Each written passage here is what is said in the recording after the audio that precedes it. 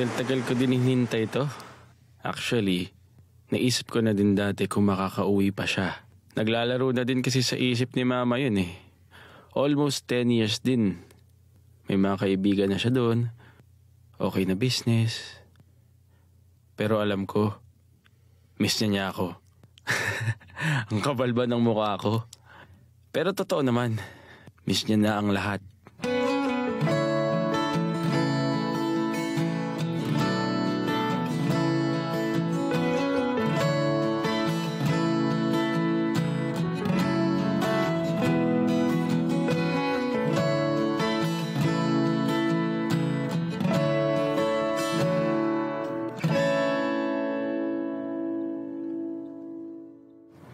Ma, saan mo gusto kumain?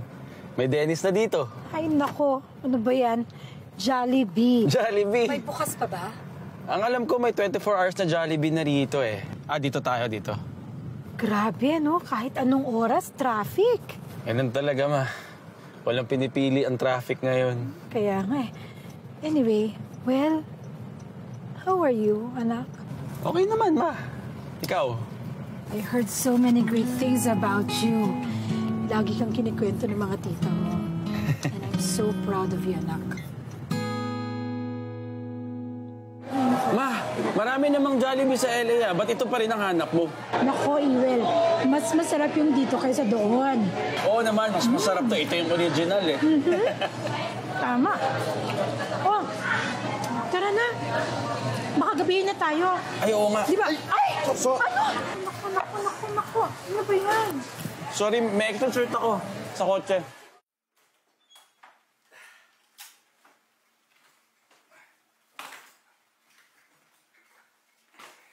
Ma, ayusin ko lang ang kwarto. Ang ganda!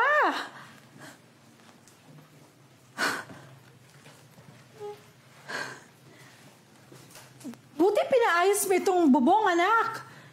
Naalala ko nun bago ako umalis, di ba may sira ito?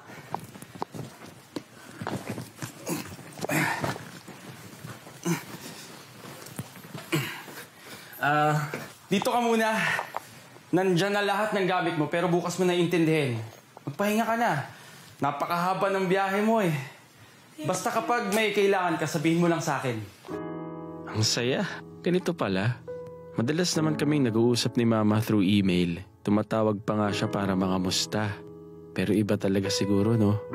Pag alam mong may pamilya ka na nandyan. First year college ako nung umalis si Mama para mag-US. Kailangan magtrabaho eh. So naiiwan kami ni Papa. Pero after a few years, pumanaw na si Papa. Di na nakauwi Mama ko noon. Di ko alam kung bakit. Baka may dahilan siya. So ayun, halos kalahati ng buhay ko ako lang. Wala naman akong kapatid. May mga kamag-anak, may mga pinsan. Mabait din naman sila. Pero ewan ko. Feeling ko talaga mag-isa ako. Tuwing Pasko, nalulungkot ako palagi kasi halos lahat magkakasama. Ang saya, may pamilya. Ako, wala. Pero ngayong Pasko, feeling ko kompleto ulit.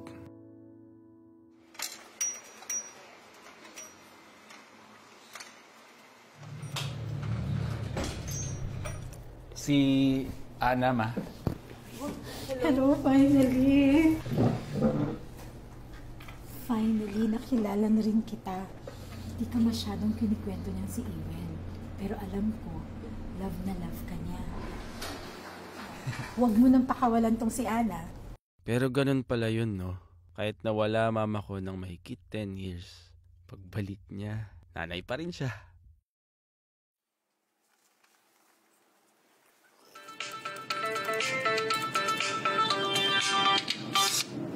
Hello? Ma, mamaya na lang. Marami pa akong ginagawa. Well, dahan-dahan ka lang. Residential area to. Teka, kakasya pa tayo dyan. Well, why don't you try this? Tanda-tanda mo na hindi ka pa yung kumakain ng gulay. Ma, ano ba yan? Ano ba yan? That's good for you. Come on. Ang dami.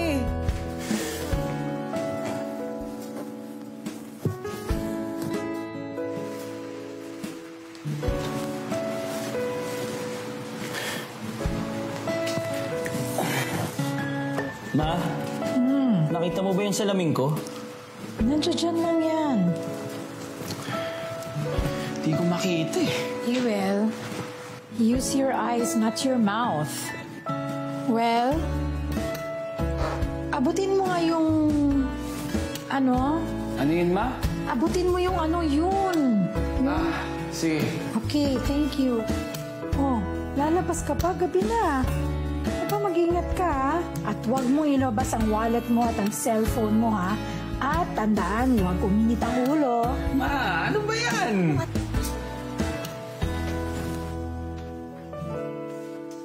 O ito, inumin mo yan. Herbal yan. Tapos, pinatawag ko na rin si Manang para mahilot ka. Ayan kasi, Iwel. Sa kaka-computer mo na yan. Nanay pa rin talaga. Pero ganun talaga. Sa loob-loob ko, ito naman talaga ang gusto ko. At kahit papano, maganda naman ang buhay.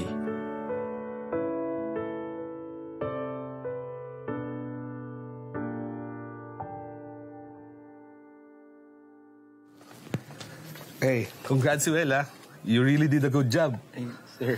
Really great concept and idea. The clients really liked it. Ang galing mo, ha? Thank you very much. Oh, pakisabi rin sa team mo. Thank you, ha? Thank you, sir. Thank you, sir.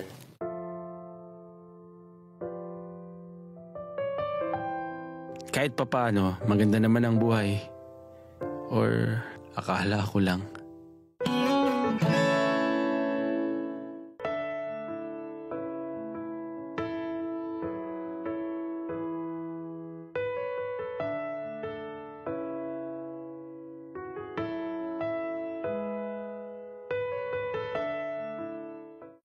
Thank you. Dami naman pala. Baka na lang kaya yung iba. Kailangan nga. Kaya mo pa ba? Kailangan nga. Pag kailangan ng gamot, huwag mahihiyang magtanong. Kung may RiteMed ba nito? Pag may kailangang gamot, huwag mahiyang magtanong. Kung may RiteMed ba nito? Dahil gusto namin na gumaling kayo.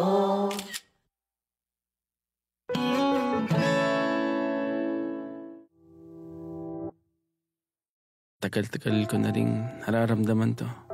Di ko lang pinapansin. Pinabalewala ko lang. Naisip ko kasi baka naman arte ko lang to. Kasi okay naman ang buhay ko eh. Okay ako sa opisina. Natutuwa naman mga boss sa mga ginagawa ko. Walang masyadong problema sa pera. Nandito si Mama. Going strong kami ni Ana. Saya sa barkada, okay naman. Pero bakit ganon? Bakit parang may mali? Kahit wala naman.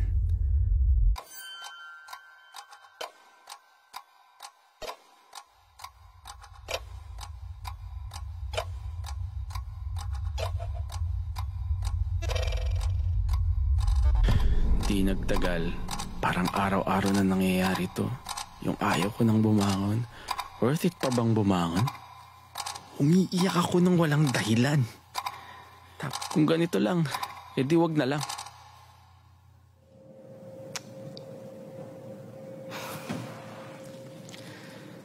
Ang bihira naman to. Hindi sumasagot. Tapos wala ring replies.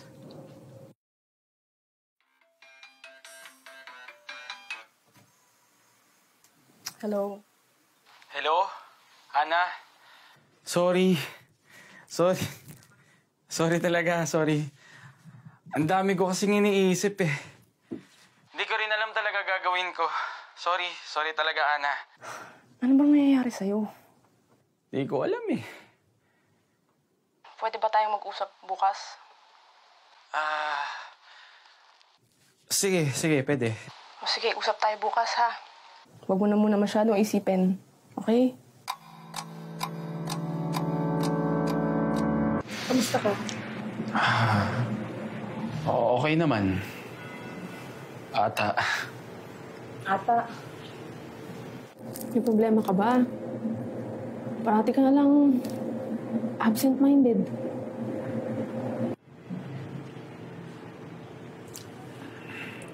Iwel, love, may problema ka ba? Siguro tuliro lang. Pero di ko ma-explain eh. May problema ba sa work? Wala. Okay naman. Okay naman sa work. Okay. Konting pressure, pero normal naman yun, di ba? Okay. Kamusta kayo ng mama mo? Okay naman. Okay kami ni Mama. Hindi lang gaano nakakapag-usap. Medyo busy kasi. Tayo ba? Okay ba tayo? May problema ba tayo? Wala. Wala naman tayong problema. Yun ang alam ko. Alam kong okay tayo. Di ba? Okay naman tayo. Sorry lang talaga. Kasi minsan hindi ko talaga maisip eh. Kung ano nangyayari sa akin, hindi ko talaga maintindihan, love. Sorry. Kumusta ka na, anak? Bihira na kita nakakausap. Okay naman, Ma. By the way, pwede mo ba akong ipag-drive mamaya? Pupunta ako ng Makati. Magpapacheck up lang ako. Tapos, pabalik kahit na mag-u-Uber na lang ako. Sige, Ma. Tignan ko yung phone ko. Sige.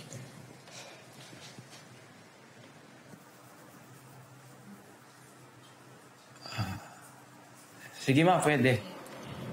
Well, nakapunta ka na ba dun sa may Venice ba yun? Yung sa BGC? Nagpunta kasi dun mga tita Chris nung linggo. Parang Venice nga daw, may gondola pa. Bala ko pumunta dun ng weekday after lunch. Tsaka, well, I joined sa choir sa simbahan natin. Every Fridays yung rehearsal. Baka magtaka ka kasi kung bakit wala ako parati sa bahay. Para lang may malibangan ako. Well, ba't ang tahimik mo, anak? Is there something wrong? Well, are you done with the concept presentation for Mary Industries? They're following up already. Nasama mo ba yung input ng last meeting natin with them? Iwel, are you okay? Yes, sir. Sorry, sir.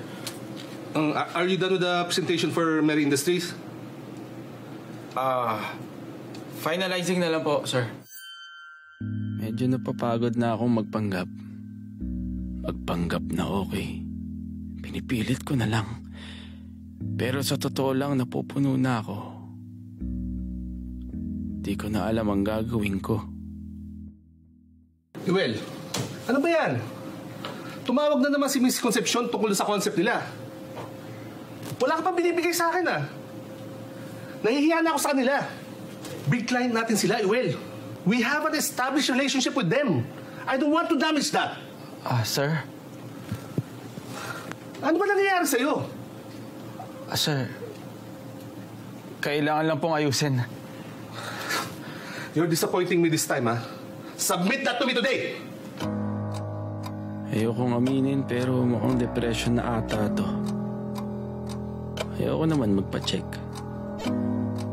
Pero sa pag-google ko, mukhang yun na yun. Pero ayoko na. Napagod na ako. Sa isip ko, kailan ba ito matatapos?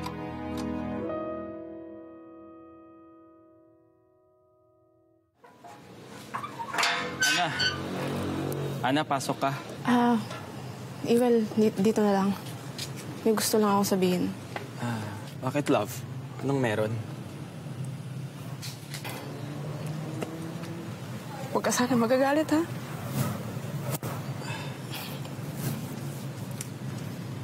Gusto lang ako sabihin sa'yo, matagal ko nang kinigimkim. Sana maintindihan mo ako. parang kailangan na muna natin atang hiwalay. Bakit, love? Ano bang nagawa ko sa'yo? Hindi ko na rin alam, Iwel. Sobrang dami nagbago. Alam ko marami kang iniisip. Pero nahihirapan na rin ako eh. Huwag naman ganito, please. Mahal? Hindi ko kaya mawala ka. Please, tumayo ka dyan. Mahal, ayusin natin to. Ayusin natin to. Huwag ganito. Huwag ganito. Alam mo, para sa atin din to. Alam mo yun? Para sa atin din to eh. Ayoko.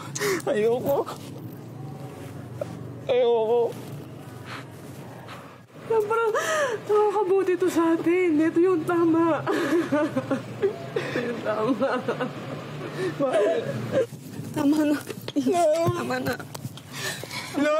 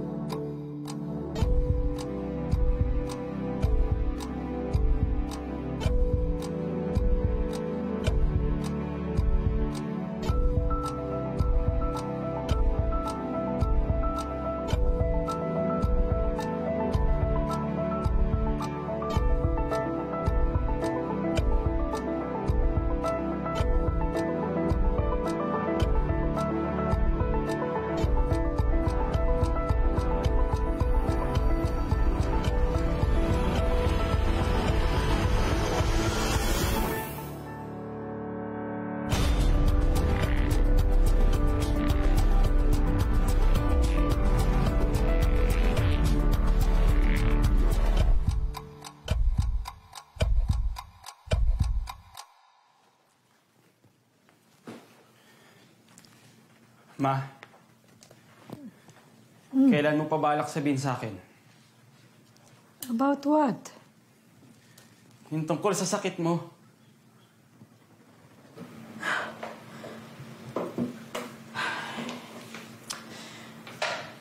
Ma, may cancer ka na. Hindi mo pa rin sasabihin sa akin? Ma? I wanted to say it to you, Iwel. Trust me, I wanted to. Pero syempre, mahirap, anak. Tsaka isa pa, ayoko makakadagdag sa iniisip mo. Kaya ko naman to, anak eh.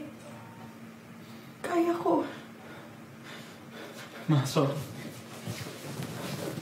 Sorry, Ma. Kaya natin ito, Ma. Papagdasal natin, ha? Papagdasal natin.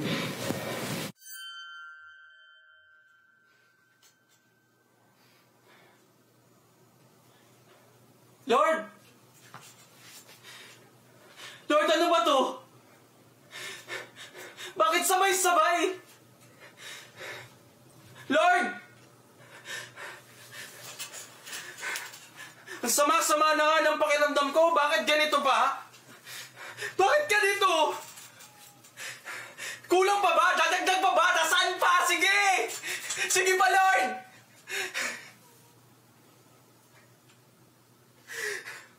Pagod na ako! Pagod na ako! Hindi ko na kaya!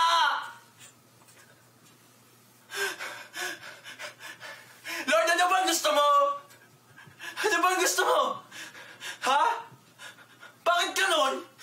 Bakit ako? Wala naman akong ginagawang masama! Wala akong ginagawang masama! Bakit ako? Bakit hindi na lang yung ibang taong kaya? Lord, ayoko na! Lord! Ayoko na! Ayoko na! Ayoko na! Hindi ko na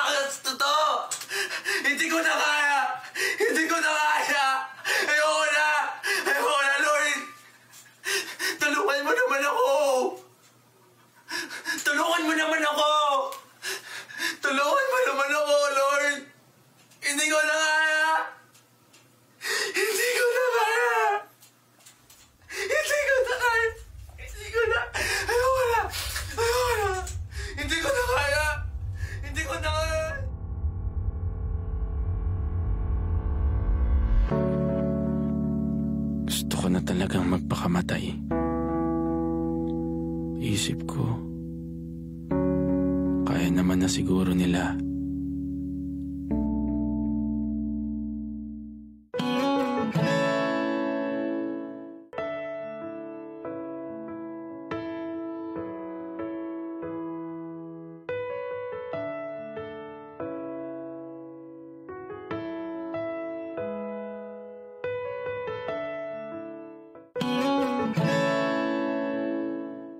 Halos gabi-gabi, naiisip ko na tapusin na. Pero parang may humaharang din sa akin.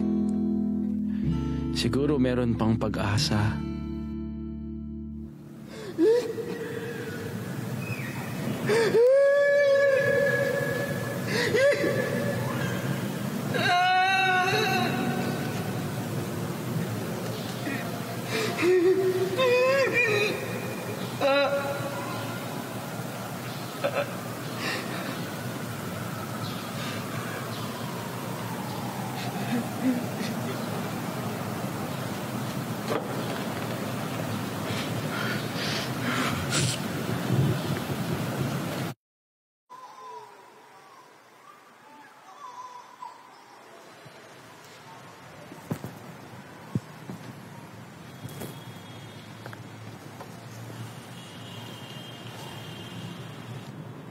Sige lang.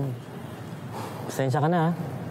Lumapit ako sa'yo kasi nakita ko malungkot ka. Tsaka parang may nag-uudyok sa akin na lumapit sa'yo. Kumusta ka, Iho? Anong nangyari? Okay naman, Father. Medyo may naiisip lang. Pwede ako makinig. Baka kailangan mong ilabas yan, eh. Sige lang. May mga nangyari po. Sabay-sabay. Tuloy-tuloy. Parang hindi ko na po kakayanin.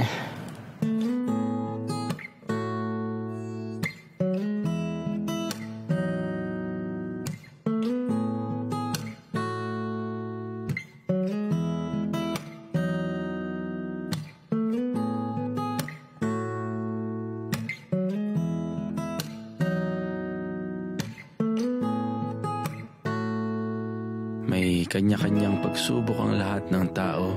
May kanya-kanyang daan, kanya-kanyang hahantungan. Siguro may dahilan ng lahat. Hindi ko alam. Siguro, maasa na sana pagdating sa huli, meron nga. Alam ko ngayon, hindi pa ako okay. Bumuti, pero hindi pa din okay. Pero sana nga,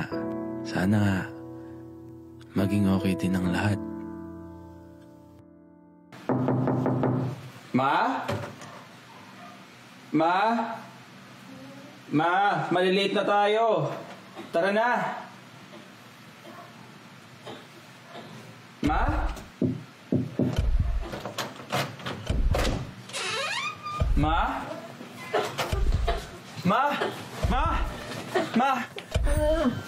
Teka. Kaya natin to. Hinga lang. Tara, punta tayo sa ospital. Hinga lang, kaya natin to. Tara, Ma. Tara. Kapit lang sa akin.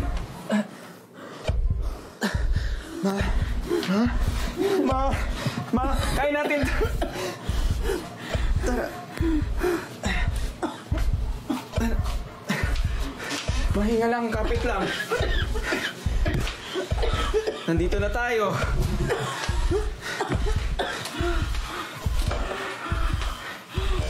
Sige, tara. Malapit na tayo sa kotse. Mahinga lang, hinga lang. Ma? Dahan-dahan lang. Sige.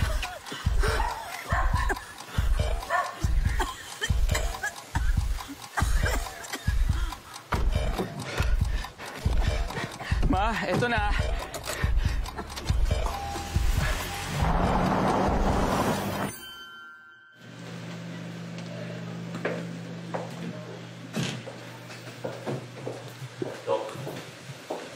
Sir Ewell, Your mom's condition is getting better naman po.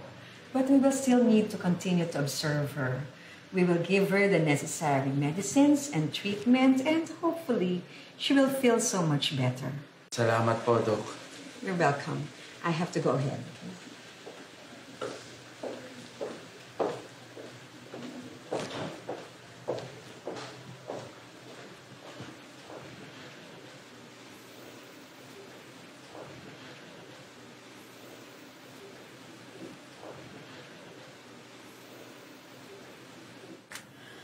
Well, nandito ka pa, anak. Siyempre naman, Ma, hindi kita iiwan. Salamat, anak. Ingatan mo sarili mo. Alagaan mo sarili mo. Yes, Ma. Ikaw din, ha? Basta, mabilis na lang to. Makakauwi na rin tayo sa wakas. Gusto ko natin umuwi.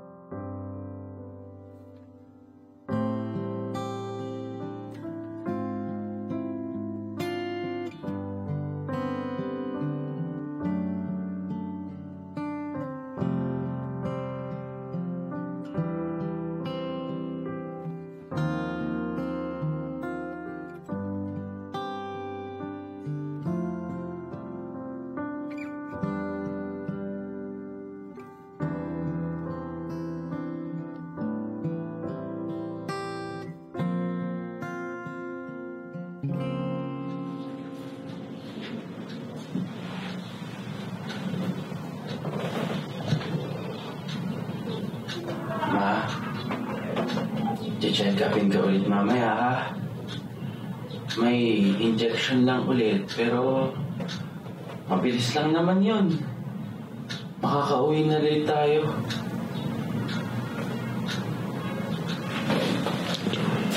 Ha?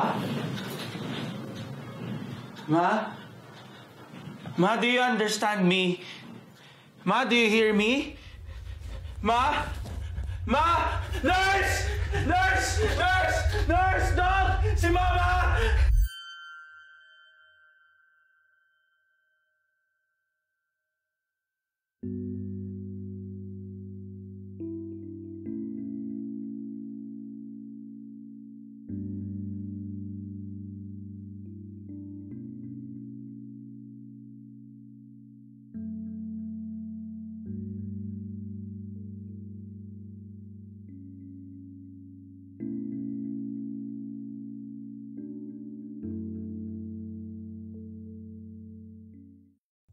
Bakit ganun ano? Kung kailan feeling mo may pag-asa na ulit, parang biglang ulit maiiba at mawawala. Di ko maintindihan. Di ko magets. Dami kong tanong. Pero di ko alam kung may sagot ba. Ayoko na din umasa na meron. Ayoko na.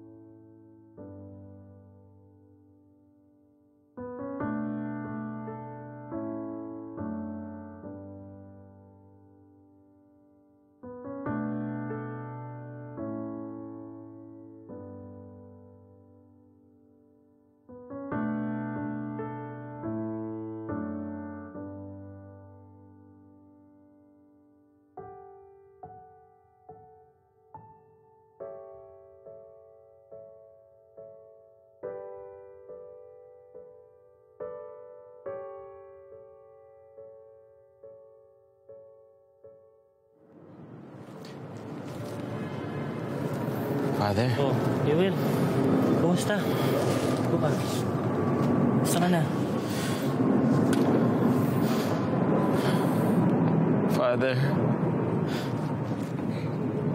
patay na ho si Mama.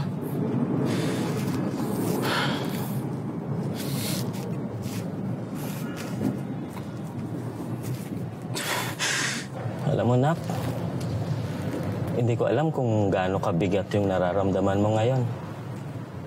Masakit, malungkot. Maring hindi mo pa maiintindihan ngayon yan kung ba't nangyayari. Ako rin eh. Hindi ko rin maiintindihan. Pero isang bagay lang ang nasisiguro ko. Kahit saan, kahit kailan, kasama ng mama mo ang Diyos. Alam mo, Ewell, nung nasa abroad siya, hanggang sa bumalik siya dito sa Pilipinas, hindi siya iniwan ng Diyos. Nung nagkaroon siya ng sakit na malubha, lagi siyang nasa tabi ng mama mo. Lalo na nung nag-aagaw buhay na siya, hindi siya kailanman nawala sa tabi ng mama mo. Iba-iba lang naman talaga yung pagsubok natin eh. Iba-iba yung daan. Iba-iba yung patutunguhan. Pero sa bawat hakbang natin, sa bawat paglalakbay, lagi natin siyang kasama. Kung natutuwa tayo, naglulungkot, tumatawa, hindi siya nawawala. Hindi lang mama mo, hindi iniwan ng Diyos. Pati ikaw. Sa mga sandaling natutulala ka na sa dami ng problema mo. Mga oras na hindi ka na makabangon. Sa mga oras na nagkukunwari ka lang, nagpapanggap ka lang na kaya mo ang lahat. Ano yun? Yung mga oras na lumong-lumo ka na, kasama mo ang Diyos. At sigurado akong hawak-hawak niya yung mga kamay mo. At natutuwa siya kasi kailanman hindi ka bumitiw. Di ba sabi nga, every end is a new beginning. Si mama mo ngayon, nag-uumpisa ng bagong buhay. Wala nang sakit. Wala nang hirap.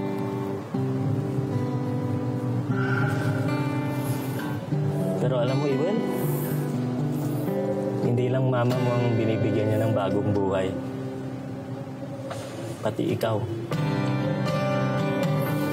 Hindi mo lang siguro maiintindihan ngayon yan. Hindi mo palang makikita. Pero sa mga susunod na araw, maunawaan mo rin. Ipapakita niya rin sa'yo yan. Mahal na mahal ka ng Diyos, Iwan.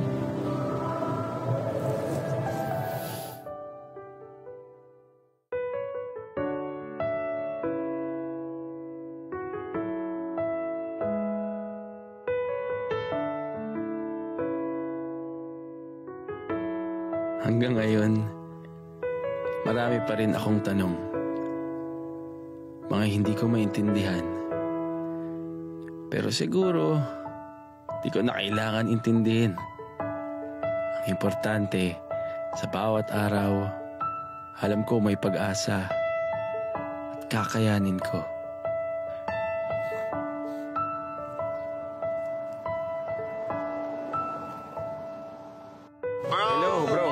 The news, condolences ha. Prayers to your mom, to you and to your family. Just wanna say kahit di na tayo na makapag-usap for a long time, we'll always be here for you, okay bro? If you need anything, just let us know. We love you, Ewell. We love you so much, bro. Thank you. Thank you, bro. Condolences again. Sige. Bye-bye.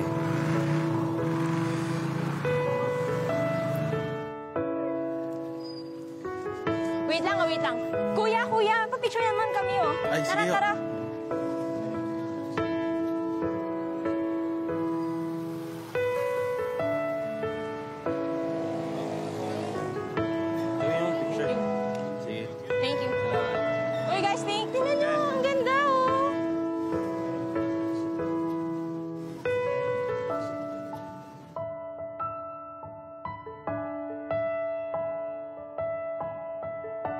May mga nawala sa buhay ko.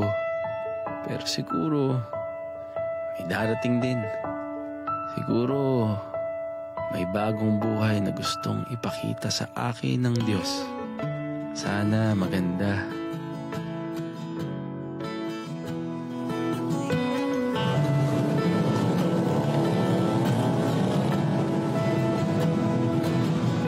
Kuya, pinapasabi po ni Jesus mahal ka po niya. Bye-bye. Bye-bye. Ang dami ko nang pinagdaanan. At hanggang ngayon, pinagdadaanan pa rin. Pero ngayon, humahawak na ako sa Kanya. Unti-unting magtitiwala na ngayon, hanggang huli, hindi siya bibitiw. Hindi niya ako iiwan.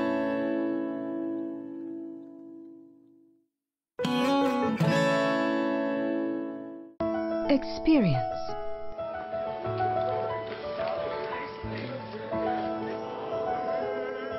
Encounter.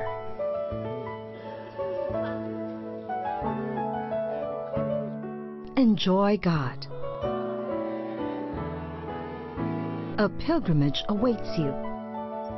The Pilgrim Center by Executive Resources. For more information, visit www.pilgrimage.ph.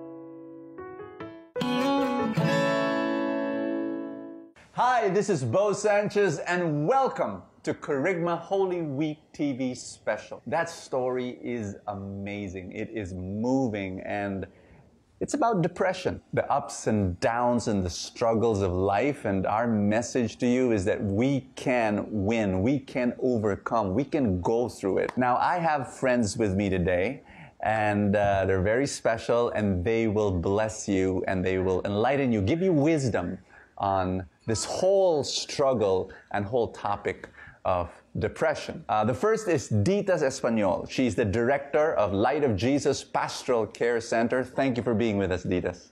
Hi, Bo. Thank you also for inviting me here. And Father Francis Lucas. He is someone who has been used by God mightily in media, and today he is with us. Thank you, Father. Hello, Bo. You know, depression, it has become such a big problem today.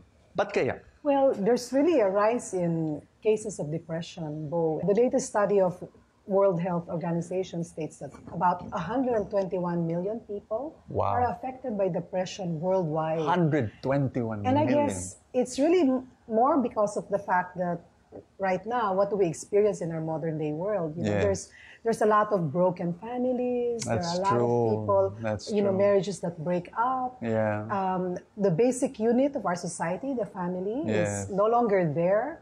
And so people who are lonely, sad, have no place to go, have no place where they can open up and let out their feelings. And I guess that's one of the things that's really affecting our society right now. Communication between people has been so impersonal.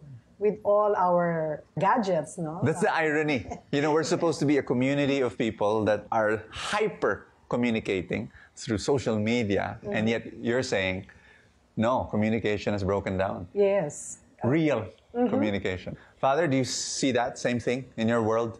What's striking about depression is, the main reason is oftentimes you lose self-confidence. And there's nothing you can do about it. And life cannot do anything about it. So it's really very vicious. And in that sense, it's so rampant in different stages of life. What is alarming is the suicide cases. It turns into that. Very often I tell people, don't you know that, don't you realize that when God created us in the universe, only when He created the human person did He not command them, be alive, never. He breathed through our nostrils. His own breath. Beautiful. And that's power. And that's love, right?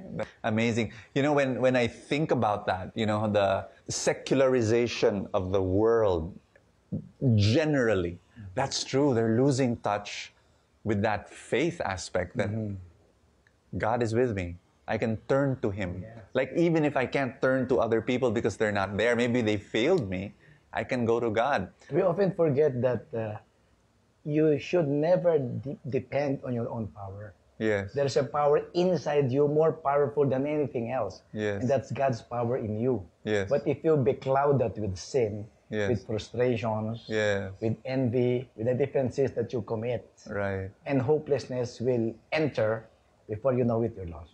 Wow. What should we do?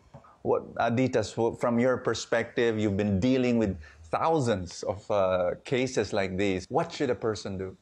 Well, the first thing is to recognize the symptoms, because Because many people don't. Yes, they don't, and they shrug it off. Yes. They don't admit that they're extremely sad and lonely and hopeless.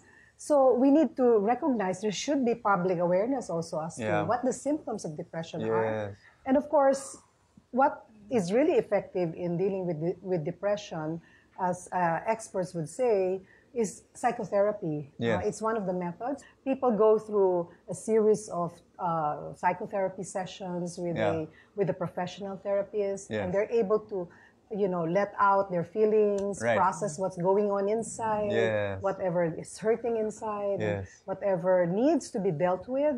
On the part of a person who feels depressed, you could undertake many self-help approaches. One needs to find ways to be able to connect with people.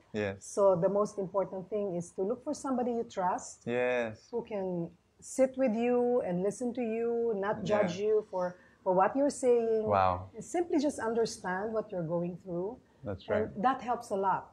They often tell me, Father, I've lost my faith. I said, why? How come? Uh-oh. Because God has abandoned me. Oh.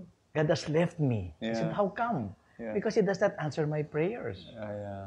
Then that's why I'd like to ask you guys, what is your favorite among the 7 last words? 7 last words of Jesus. 7 last words of Jesus when He was there on the cross. For me, my favorite is, my God, why have you forsaken me? Simply because this is what's happening today. You meet a lot of people, and you have to, not to preach to them, not to tell them what to do, but to struggle with them. I'm also in the same position. Sometimes, somehow, that I lose my own personal strength. And there's nobody to go to. That's right. But God has not left you because He loves you so much. Father, you're absolutely right. I was just struck by what you said, that when Jesus was hanging on the cross, put the words, our words, into His very lips, and He said, why have you abandoned me? That's the cry of the depressed person. You don't answer my prayer. I don't feel your presence. Where are you in my struggles? And Jesus is saying, oh, me too. Me too. me too. But I'm with you,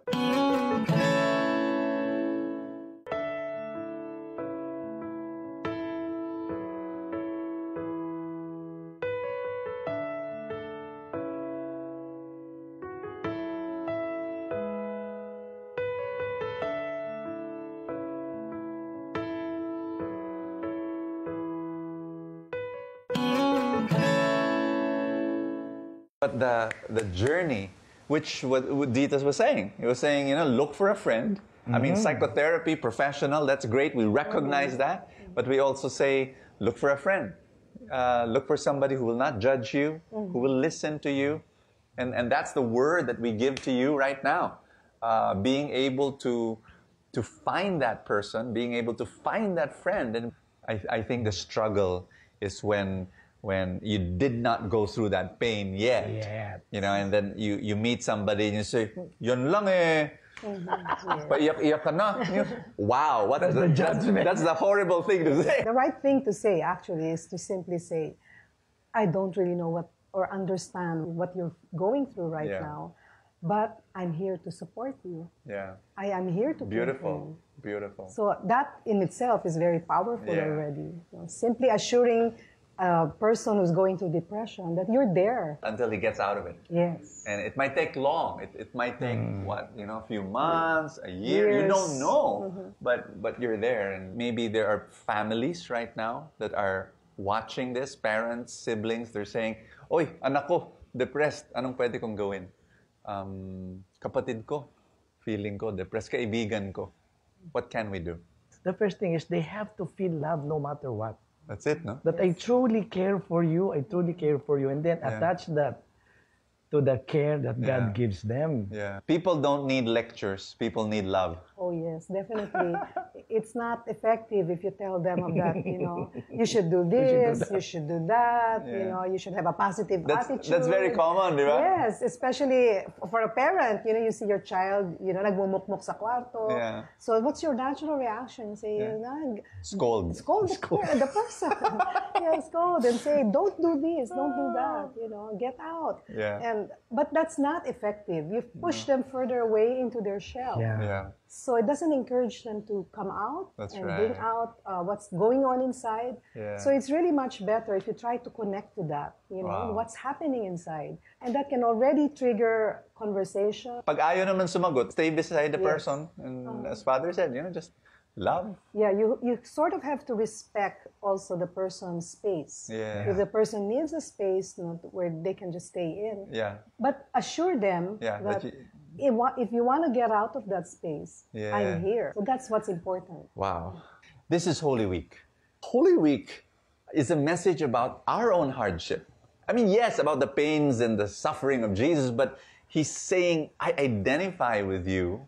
Maybe the question I want you to answer today is that, there are people who are suffering right now, watching us, and their big question is why? Why so much suffering? Why am I going through financial hardship? Why am I going through emotional torment? Bakit ako may broken heart? Yeah. Why?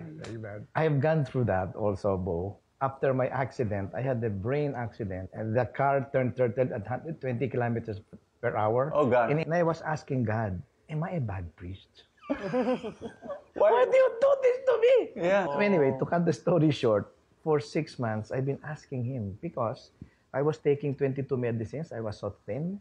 Wow. I cannot even talk anymore. My lecture, you just forget about it. Whoa. He said, have I not suffered enough for you? Ooh. You ask God that way. You know how I found my way back? How? I realized that He loved me so much. That's why that happened. It was a wake-up call.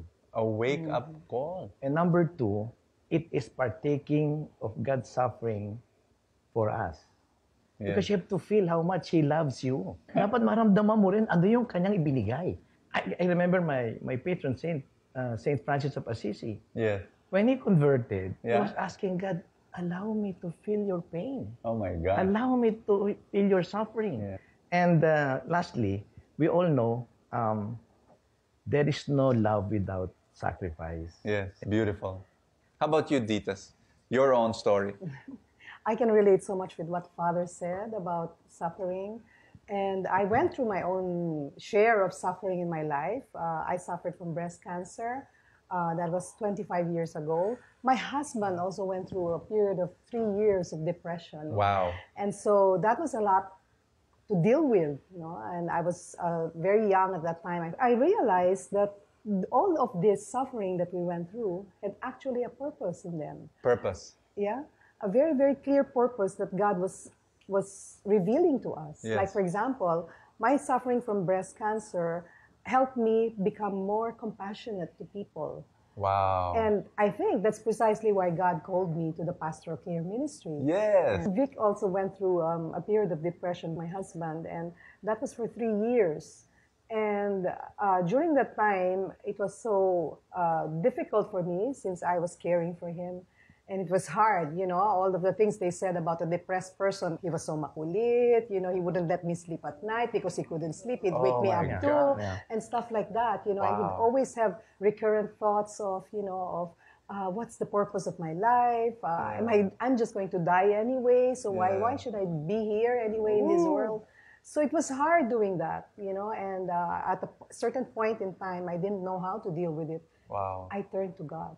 Oh. And that was the time when both of us joined the Light of Jesus family. Amazing. Holy Week is about the death of Jesus. And it is also a reminder of our own death. Dying, we see it every day. And then tomorrow morning is not promised to us. We can actually sleep tonight and not wake up tomorrow. I lost my sister recently, and a few months ago. And It was a struggle. It's only our faith that keeps everything like, it's the perspective. When a person loses somebody they love, it can be really very, very painful. So the best way is just simply, tell them that I'm here for you. I can listen to you anytime you want to talk. Yeah. Is there anything I can help you with? Yes. And sometimes it's even more practical to help them with the practical things. Yes, absolutely.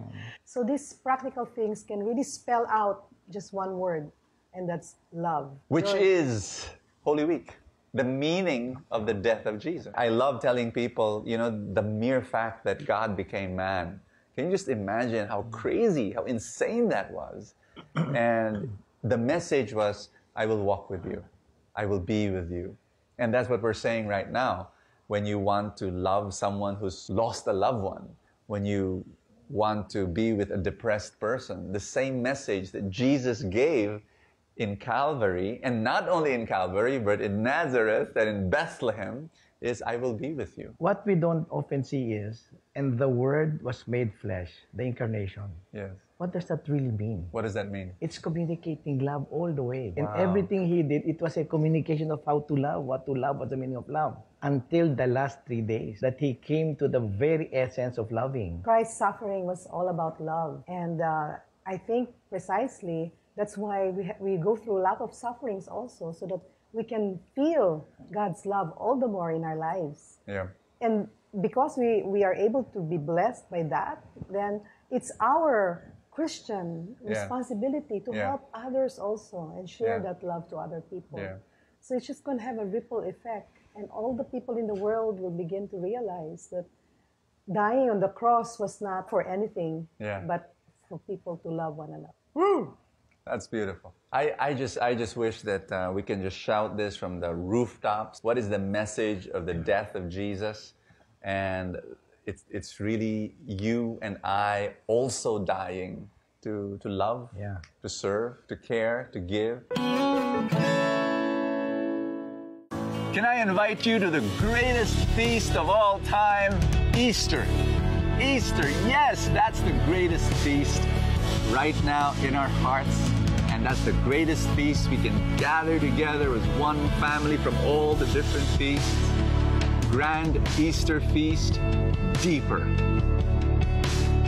Be there, experience God's explosive power, and go home after that event, transformed and blessed and enriched, and yes, with a deeper relationship with God. At the end of the day, that's all that matters. God bless you. See you there.